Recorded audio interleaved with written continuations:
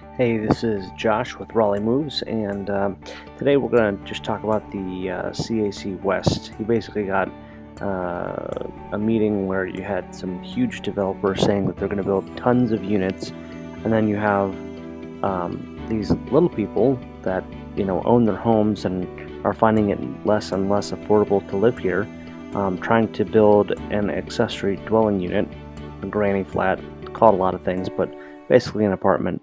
And they're being told it's illegal. So let's go ahead and check it out, and I'll have some more comments throughout. As accessory dwelling units, a smaller living unit paired with the primary unit of somebody's house.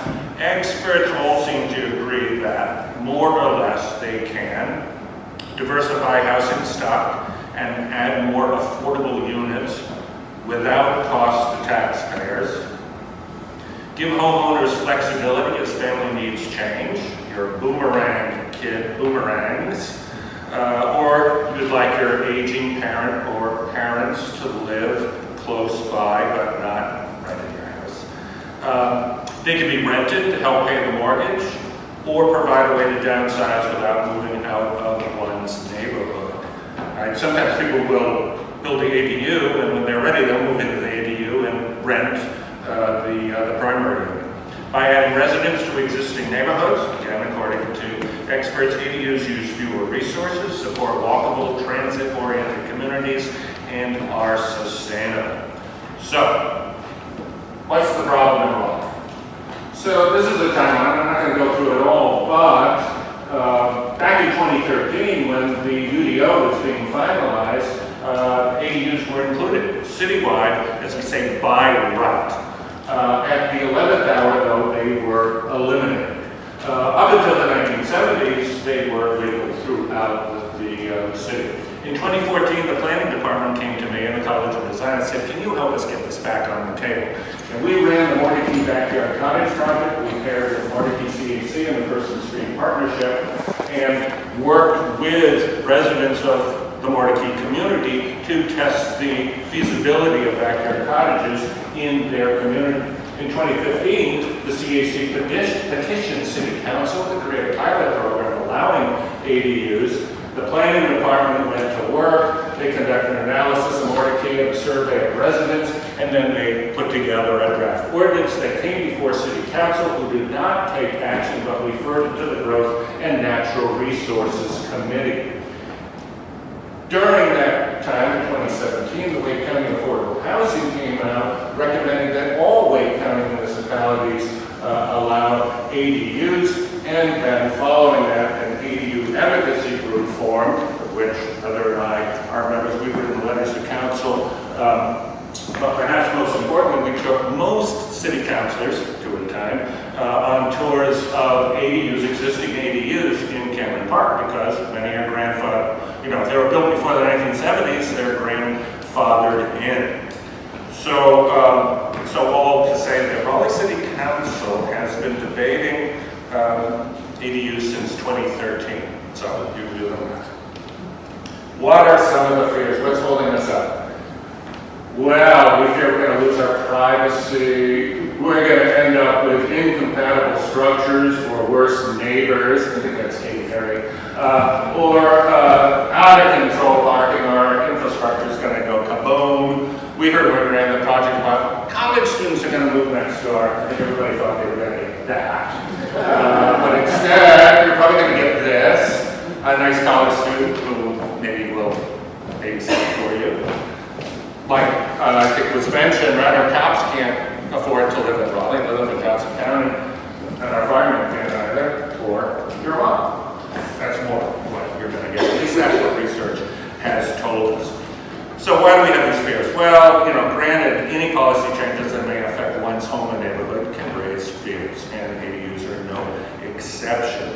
In North Carolina, also legal precedent prohibits an ordinance requiring owner occupancy, so people worry about absentee landlords. So there's all your fears. Studies by cities who have allowed ADUs for many years find no facts to support them. Cities who have studied them and allowed find no facts to support these fears, and often high degrees of community acceptance.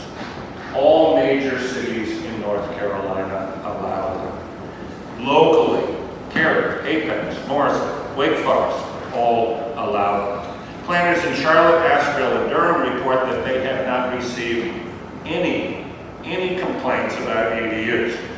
These are planners. They get complaints all the time.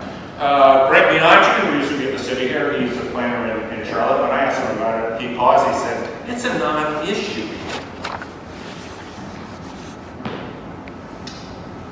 And they have been so successful that many cities have updated their ordinance to make them easier to build. Asheville just did that, including non-conforming lots, which are known as non-conforming lots. All across the country, cities not only allow them, but promote and in some cases subsidize them. Santa Cruz is one, Portland's another. And because growing dynamic cities with affordable housing challenges recognize the need for diverse housing. In fact, ADUs are part of a national movement to fill what's known as the missing middle of flexible and neighborhood-scaled housing options.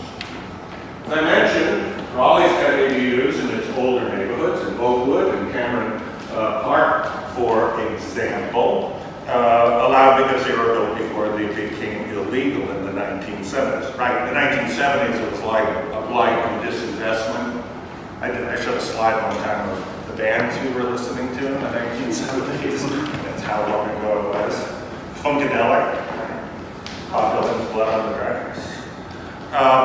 Right, most residents who have ADUs near them, according to anecdotal evidence, they don't even know they're there. Who supports it? Well, when the planning department, the planners surveyed Marquee residents, they got a pretty good rate of return. Over 75% supported ADUs. The Wake County Affordable Housing Plan identifies a growing crisis of affordable housing and recommends all municipalities in Wake County allow ADUs as an effective way to increase affordable housing without cost to taxpayers. The AARP supports them as part of its Livable Communities initiative, and our local chapter has been part of our advocacy efforts. This is because of a growing need for semi-independent living arrangements for aging parents and or for in-home, but in an ADU, caregivers. Here are some of the organizations that have lined up to advocate for ADUs. We've just been trying to move the ball down the field, so you can see all who have been involved in this effort. Many service businesses, such as Empire Eats, also support ADUs as an affordable housing option for their employees. As I mentioned, the ordinance went to City Council. It got referred to the Growth and Natural Resources Committee, and they took a year to take action on it. And we all sat through their discussions. And the current ordinance that they were considering includes restrictions on size, height, setbacks, consistent with other cities, and is even more restrictive in areas in terms of limiting views into adjacent properties. But this is key. It's a very important difference. The ordinance and the Growth and Natural Resources last week just approved the ordinance as amended, but also including what's known as a requirement that residents in neighborhoods create an overlay district, that an overlay district be created within which ADUs would be legal. Everybody within that district has to sort of agree to forming those boundaries, and there has to be a majority vote approving it. It mandates that. No other city, statewide or nationally, no one has that requirement. And I can explain in Q&A how we got there. There is some mad sense to that. So we envision, if indeed survive a very lengthy process, very difficult to define boundaries. Imagine there'll be few takers, right? The minimum acreage, by the way, for an overlay district, according to the current form of this, is 10 acres. Raleigh has almost 93,000 acres. So you can kind of imagine what this will take place. So planning will do it. They'll probably send it to the text change committee. There'll be public hearings, and when we wrote one of our letters to City Council, we said if we end up with it, it's basically a de facto ban on ADUs. But more concerning, and I'm an affordable housing advocate, part of the work I do at NC State, is, in my words, the fine line between being able to pick and choose the types of housing allowed in one's community and discriminatory picking and choosing who gets to live there. So, look, we're advocates, but we recognize that ADUs are not the solution to all of our pressing housing needs, but one piece of the housing puzzle that growing cities face. We want to provide more housing choices for our residents, young and old, and create walkable neighborhoods that support transit. ADUs can be part of that mix. And from my personal perspective, I really hope that our city councilors ultimately act on facts and not fears. And the facts are that ADUs work in cities like Raleigh. The facts are out there. And like other cities, we should, all of us, residents of Raleigh, should have the right to build an ADU on their property. Just like so many cities in North Carolina can, and so many cities nationally have the right to do. Okay, now, questions? Yes? So does I don't know what the requirements are. What does an ADU require? Water, sewer, and all that sort of stuff? Oh yeah. They're subject to building codes, just like any dwelling. It's a dwelling unit, so they're governed by all of the building codes, right? The zoning code will allow you to build one. The building code will govern how you build. Will they get separate services? I mean, as in, double trash pickup now because it's 2 units and all this kind of stuff? Well, I guess. your neighborhood has curbside, just like the other neighborhoods. Yeah, it would be part of the curbside trash pickup. Do they have a separate address for the granny flat? Different cities handle that differently, and whether it has a separate address or not, that hasn't appeared in the ordinance. So, I can't answer what the Raleigh situation will be. Yeah. Can you tell us which of our council representatives are for that? Yes, we can. I don't want to answer all the questions. No, Well, let's just say that the vote is split right now, and I think that the best thing to do is to talk to all of your city council members, and you can tell the ones that are for it, they can support it, and then you can tell the ones that aren't for it why you think it's a good thing to change your mind. Because ultimately, we need a majority vote, and so letting the others who are for it know that people are with them would helpful as well. So, okay, so if people get to rent their own houses, and people who rent apartment units think that maybe they might lose out on a rental sale.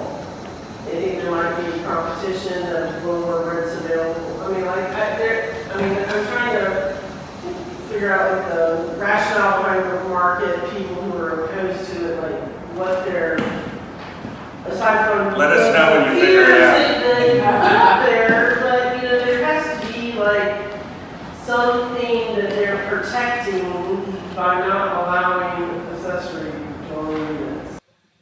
She's absolutely right. There is something being protected. Because let's look at some of these accessory dwelling units. There is a lot of really great looking properties out there. And they fulfill this need that the community won't be able to fulfill unless people start renting out rooms in their homes. So if you want to have two separate entrances, two separate rooms, or two separate dwelling units, then these accessory dwelling units is actually a great idea. Makes a lot of sense. And just here's some designs courtesy of NC State that you guys can look at. I'll put a link in the description, but you can see here that some of these are actually quite pretty. They're nice to have, and for folks that are again, to reiterate, aging, looking for additional income, or something along those lines, there's no reason why a big developer can come on in and build hundreds of units and you may not. I just find that ridiculous, especially when you as the private citizen are the one that's voting for your rights to be taken away. And I'm not saying that, build anything.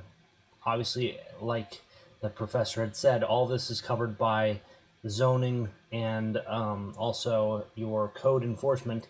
So you can't just slap something together and call it a dwelling unit. It has to be to code.